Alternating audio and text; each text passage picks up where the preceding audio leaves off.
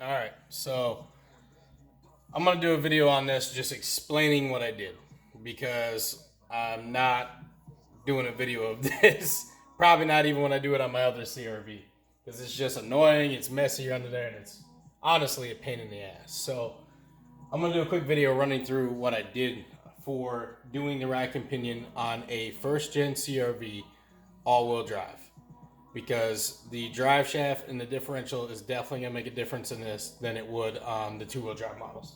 So, as you can see, on the ground I have my 1320 Total style header. Either you will have this or another type of header or the stock header. If you have the stock header, you are going to have to take off the downpipe. I do not recommend taking off the downpipe because if you have so many miles older and if you live in any place with rust, and even just the heat will make those bolts usually seize and snap. So you're going to want to take off the entire header from the top all the way down. Hopefully you can get it off disconnected from the cat, depending on how old your cat is. I had the 1320 high flow cat to the Yonaka exhaust. Easy for me to take off.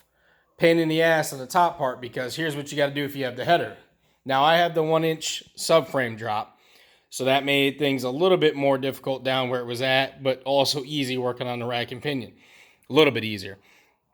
So if you have 1320 header, it is going to hit your fan, your AC fan if you still have AC. You are going to have to take that out. Not a big deal, 2 bolts, bam, slide it up. But still annoying, you got to take that off. You're going to have to take your header off. It's going to be the 12mm bolts. And what you're going to have to do is go over here from the top. I haven't slid the shaft, for the steering extent. God, I can't even talk right now. For the steering rack, you have the steering shaft, the piece with the ball joint in there that connects your steering linkage to your rack and pinion. So the steerage linkage piece. You're going to have to take that off. I haven't slid it off there because this is the HRG one that's on there pretty tight. I'm going to get it off there when I take the whole subframe off. Now, don't get so scared. You don't have to take the whole subframe off if you don't want to. You don't have to take your control arms off. You will have to take them off in the bottom. Take your inner and outer tie rods out. Just one inner tie rod would make it easier for you on the driver's side.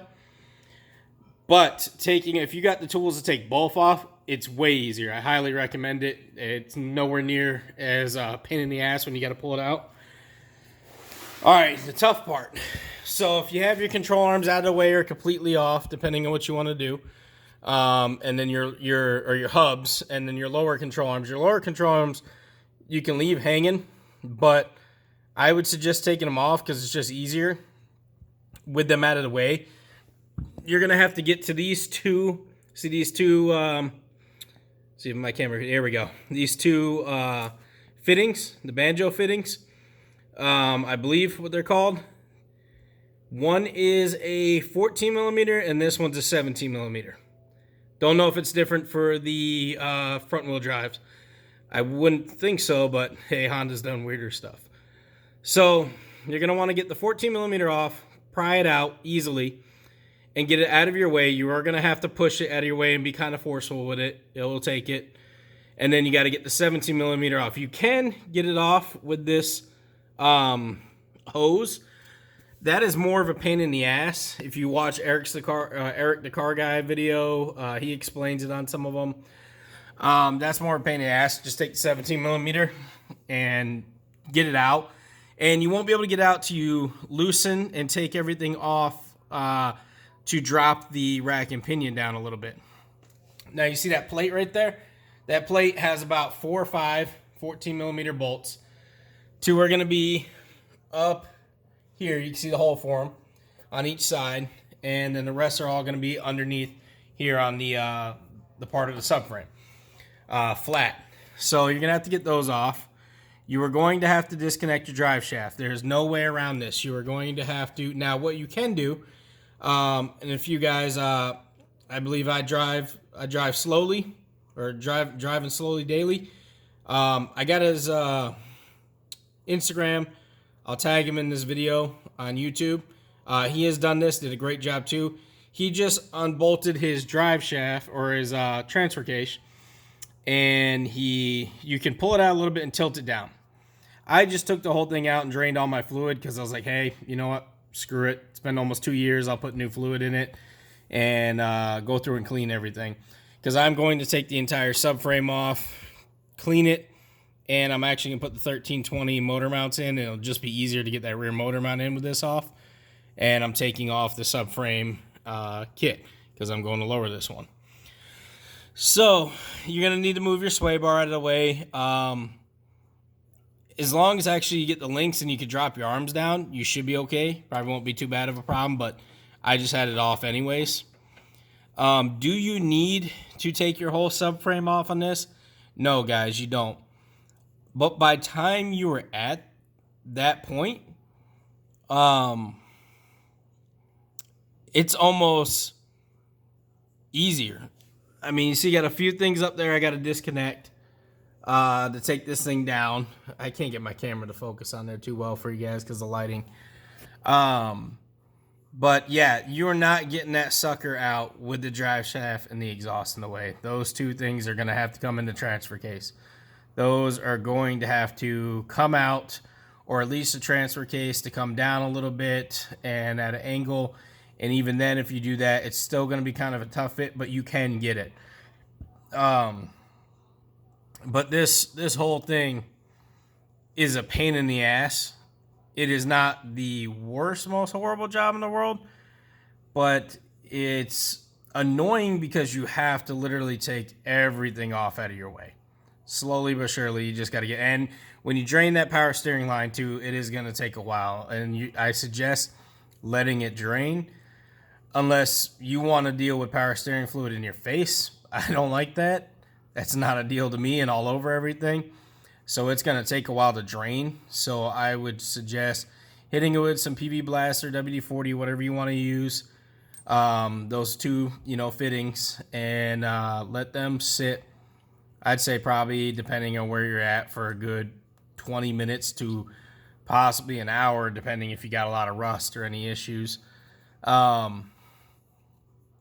Again, remember, I forgot I had to put my hub on and my control arm back on and all that to take off the tie rod end because I forgot to loosen that and take it off. And then the inner tie rod, you can do with the thing in there loose or not because it's not going to spin much. So as long as you got tools to get that off, you'll be fine too. But yeah, guys, that's what you got to do to get that sucker out. If you have any questions, let me know. Like I said, I'm not going to do a video on there just because the lighting and get under there and the aggravation. Maybe I'll do it on the next one since I know what I'm going through and I'm going to have the motor out and it'll just be easier because I'm not going through this again. I think the most aggravating thing was for me is just about 2 years ago I took the motor out. Actually, it's probably about a year ago. Yeah, about a year and a half.